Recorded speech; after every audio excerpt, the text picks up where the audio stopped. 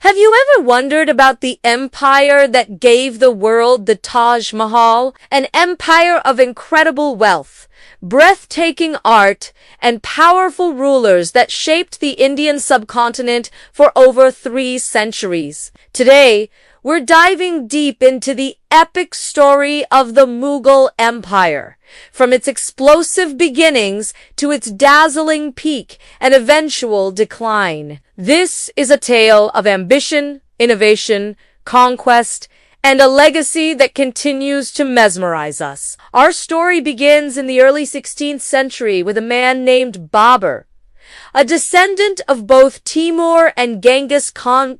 Conquest was in his blood. After being driven out of his ancestral home in Central Asia, Babur set his sights on the vast, fertile plains of northern India. The ruling dynasty there, the Delhi Sultanate, was fractured and weak. Babur, with his much smaller but highly disciplined army, saw his chance. In 1526, at the First Battle of Panipat, he faced the massive army of Sultan Ibrahim Lodi. The odds were stacked against him, but Babur had a secret weapon: gunpowder. His innovative use of cannons and matchlock firearms, a tactic almost unheard of in India at the time, completely shattered the Sultan's forces. This single, decisive victory laid the foundation for a new dynasty. Babur established his capital in Agra and declared himself the first Mughal emperor. His reign was short, only 4 years, but he was a brilliant military strategist and also a gifted writer. His memoirs, the Baburnama, give us an incredible, personal insight into his life, his conquests, and his love for the gardens he created, a tradition that would become a hallmark of Mughal rule. He had kicked open the door to India, and his successors would build an empire through it. Following Babur's death, his son Humayun had a rocky start. He lost the empire his father had built and was forced into exile in Persia.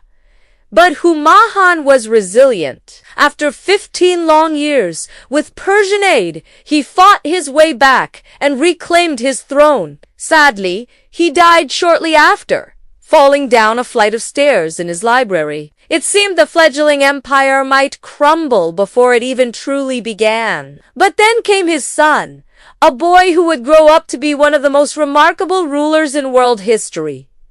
Akbar. Akbar ascended the throne as a mere teenager, just 13 years old. But this young boy would come to be known as Akbar the Great, and for very good reason. His 50-year reign is often considered the golden age of the Mughal Empire. Akbar was a military genius, expanding the empire's borders through a series of brilliant campaigns. He conquered vast territories from Gujarat in the west to Bengal in the east, and from Kashmir in the north down to the Deccan Plateau.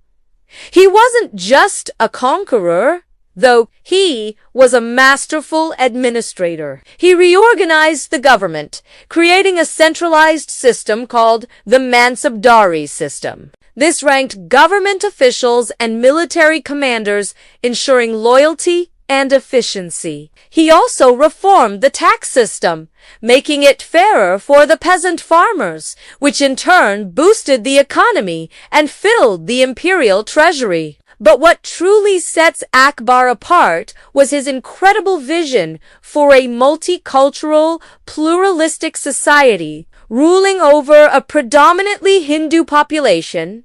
Akbar, a Muslim emperor, realized that force alone couldn't sustain an empire. He championed a policy of religious tolerance that was centuries ahead of its time. He abolished the jizya, a tax levied on non-Muslims, a hugely popular move. He married several Hindu princesses, most famously Jadabai, and brought their families into the highest ranks of his court. This wasn't just political maneuvering. It was a genuine effort to bridge the cultural and religious divides within his empire. He loved to learn about other faiths, In his capital Fatehpur Sikri, he built the Ibadat Khana, or house of worship, where he would host scholars from different religions, Hindus, Jains, Zoroaster, and even Jesuit priests from Europe too, debate and discuss matters of theology and philosophy. He even attempted to create a syncretic religion, the Din-i-Ilahi, which combined elements of Islam, Hinduism, and other faiths, though it never gained a wide following. Under Akbar, art, literature, and architecture flourished, creating a unique blend of Persian, Central Asian, and Indian styles. His reign was a period of stability, prosperity, and intellectual curiosity that truly cemented the Mughal legacy. After Akbar, his son Jahangir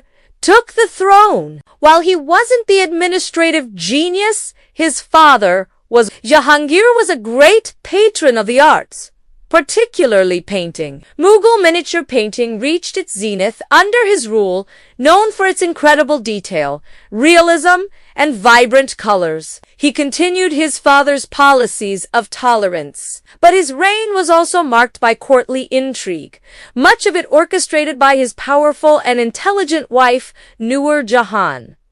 She was the true power behind the throne for many years, an unprecedented role for a woman in that era. Then came the emperor whose name is synonymous with Mughal splendor, Shah Jahan. If Akbar's reign was the golden age, Shah Jahan's was the architectural zenith. He had an insatiable passion for building, and the imperial coffers, overflowing from decades of stability, allowed him to indulge it on an unimaginable scale. He moved the capital from Agra to a new city he built, Shahjahan, which we now know as Old Delhi.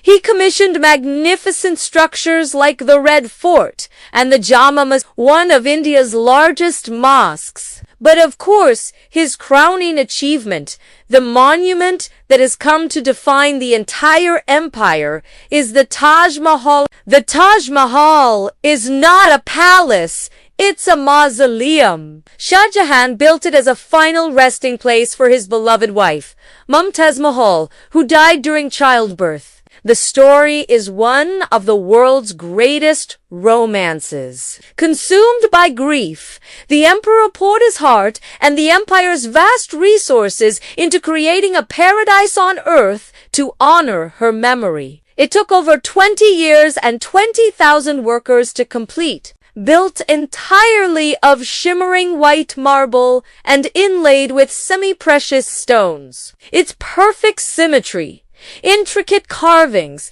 and the way it seems to change color with the light of the day have captivated people for centuries. It is the ultimate symbol of love and a testament to the sheer artistic and engineering genius of the Mughal era. Shah Jahan's reign represented the peak of Mughal prosperity and cultural achievement. The empire was at its most magnificent, a dazzling spectacle for the world to see. However, this peak was followed by a sharp and steady decline. The man who oversaw both the empire's greatest territorial expansion and the beginning of its end was Shah Jahan's son, Aurangzeb. Aurangzeb was a stark contrast to his predecessors. He was a devout and orthodox Muslim, a brilliant military commander, but a rigid and intolerant ruler. He seized the throne after a bitter war of succession against his brothers, imprisoning his own father, Shah Jahan, in the Agra fort for the last years of his life. From his window, Shah Jahan could only gaze across the river at the Taj Mahal, the tomb of his beloved wife. Aurangzeb ruled for nearly 50 years, and during that time, he expanded the empire to its largest extent, conquering almost the entire Indian subcontinent. But his methods sowed the seeds of its destruction. He abandoned the policies of religious tolerance that had been the bedrock of Mughal strength. He reimposed the jizya tax on non-Muslims, destroyed numerous Hindu temples, and alienated the powerful Rajput clans who had been loyal allies since the time of Akbar.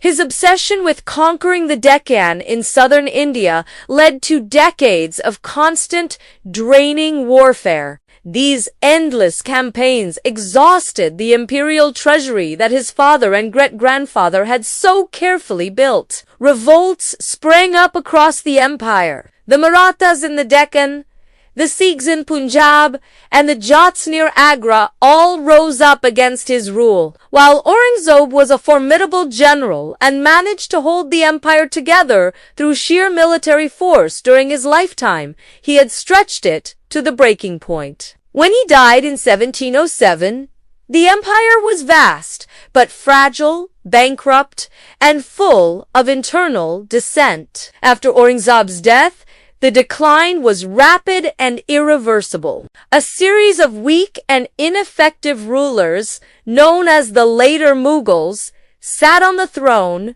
The empire descended into civil wars as princes fought for power. Provincial governors became independent rulers in all but name, carving out their own kingdoms in places like Bengala, Awadh, and Hyderabad. The Marathas grew stronger and stronger, raiding deep into Mughal territory, even sacking Delhi at one point. The final blows came from outside. In 1739, the Persian Emperor Nader Shah defeated the Mughal army, and brutally sacked Delhi, carrying away immense treasures, including the fabled Peacock Throne and the Kannauj diamond. The empire was left hollowed out, a shadow of its former self. European powers, particularly the British East India Company, began to exert more and more influence, exploiting the internal chaos. By the mid-19th century, the Mughal emperor was a ruler in name only, his authority confined to the walls of the Red Fort in Delhi. The final act came in 1857, after the Indian Rebellion. The British exiled the last Mughal emperor, Bahadur Shah Zafar, to Burma, formally ending a dynasty that had ruled for over 300 years. So, what is the legacy of the Mughals? It's all around us, woven into the very fabric of the Indian subcontinent. Their influence is immense. They left behind a breathtaking architectural heritage, the Taj Mahal, the Red Fort, Humayun's tomb, and countless other forts, palaces, and mosques that are among the world's greatest artistic treasures. They unified much of the subcontinent under a single, centralized administration, creating systems of governance that influenced later rulers, including the British. They fostered a unique Indo-Persian culture that blended art, music, and literature. The Urdu language, a blend of Persian, Arabic, and local Indian dialects, flourished under their patronage. And let's not forget the food. Mughlai cuisine, with its hishy aromatic dishes like biryani, korma, and kebabs, is a legacy enjoyed by millions every single day. From a single victory at Panipat to the creation of the Taj Mahal and a cultural synthesis that still defines the region. The story of the Mughal Empire is a powerful reminder of how ambition, art, and ideology can build and break one of history's most dazzling civilizations. Thank you so much for joining me on this journey through the rise and fall of the Mughal Empire. If you enjoyed this video, please hit that like button and subscribe to the channel for more deep dives into history. Let me know in the comments which empire you'd like to see covered next. Until next time, stay curious.